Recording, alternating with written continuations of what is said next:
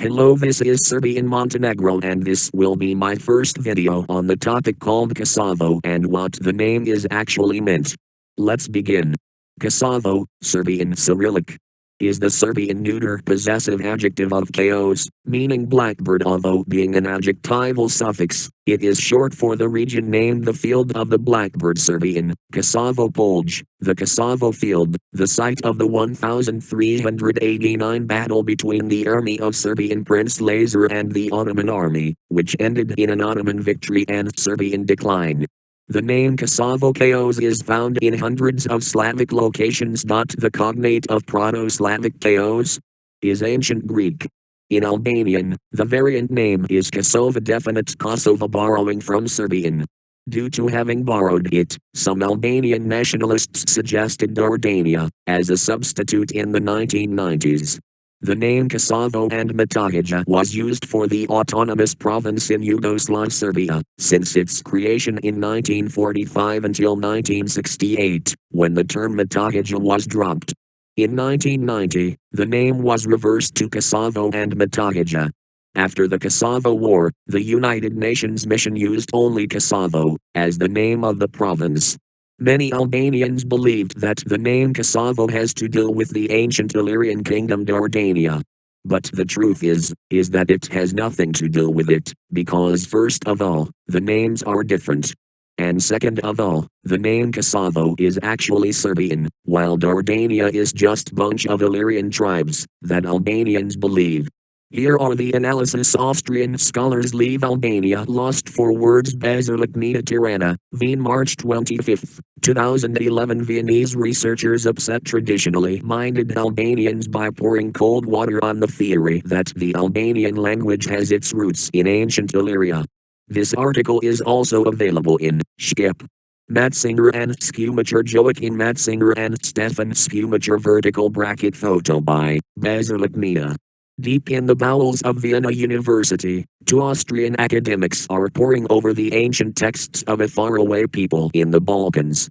Like a couple of detectives searching for clues, Stefan Schumacher and Joachim Matzinger are out to reconstruct the origins of Albanian and Dacia language, whose history and development has received remarkably little attention outside the world of Albanian scholars.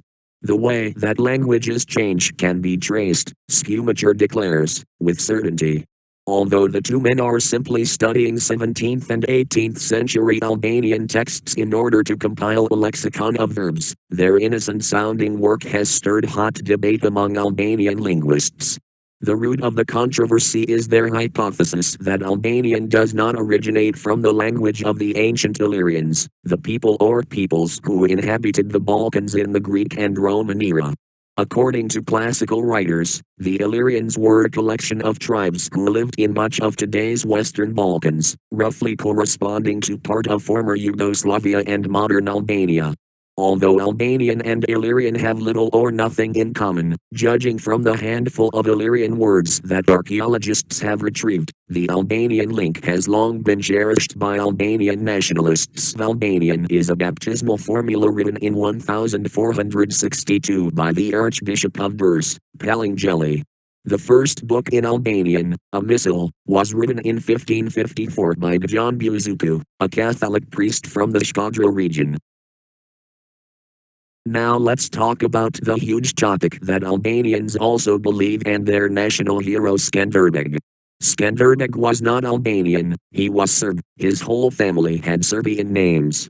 The original, Latin form of the surname, Kastrioti, also as Kastrioti in 1408, is rendered in modern Albanian historiography as Kastrioti. In correspondence with Slavic regions, Ura and Ori are used for his first name. In 1450 his full name was written in Old Slavic Cyrillic as Ura Kastriot. His mother was Voisova, whose origin is disputed.